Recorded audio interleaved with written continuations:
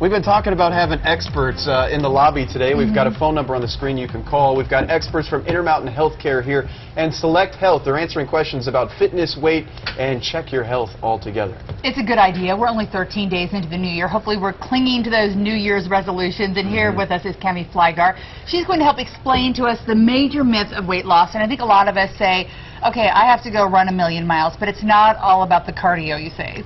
Well, cardio is really great for burning calories. Yeah. But if you want to burn a lot more calories when you're not exercising, you want to add some strength training in. Strength training helps increase your muscle mass, which increases your metabolism, and you can burn more calories just by breathing, by doing strength training. Awesome. Yeah, let's talk about that a little bit. So this is kind of confusing, but the more muscle you have, the more calories you'll just burn around the clock. That's how it works, right? Yeah, your muscle needs calories just to survive. And so if you have more muscle, your metabolism automatically goes up. And the way to build muscle is through strength training. Yes. Lifting weights. Yeah, it's a great idea to do both cardio, aerobic, and strength training. But building muscle will change the shape of your body, and it will help keep your metabolism up. Most of us like to go by rules. So if you had a rule of how often you should lift weights for a certain amount of minutes a day or a week, is there a certain amount or certain sets you should do that we should start thinking about? Well, strength training, it's a good idea to start with 2 days a week and do 2 sets of around 10 to 15 repetitions. You want it to be heavy enough that when you get to 15 reps, you couldn't really do anymore, but you want to be able to have good form. Then you can build up to 3 days a week and build up to 2 to 3 sets.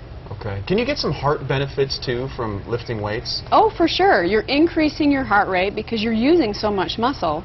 So there is a little bit of aerobic benefit, but it's more anaerobic. But it's a good idea to increase that muscle mass. Wow. All right. I need to work on it. I feel like you're the perfect example of this because you lift and you went on the Olive Garden diet for 2 months and you lost weight. I lost weight. Which who does that? I ate Olive Garden for 7 weeks and lost weight because I lift weights a lot. So. That is amazing. Yeah. I wonder how your cholesterol was afterwards. There we go. We need to check that. So he's luckily off that diet. But all right. So I think a good goal for all of us to do a little lifting to start. Do you have to go to the gym or can you just get whatever's around the house and lift that up? You can start with body weight. There's a lot of body weight exercises you can do. For example, squats, push-ups, lunges.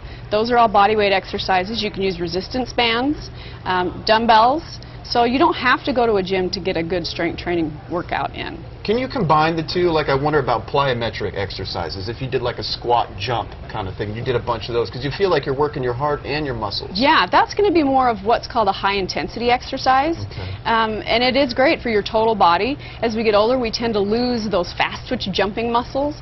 So it is a great idea to add a little bit of high intensity in there as well. At what age do our muscles start going downhill and you really have to start focusing on it? Because I feel at some age it starts to go. So when you hit about 30 years old, you're going to start losing muscle. About 3 to 5% per decade.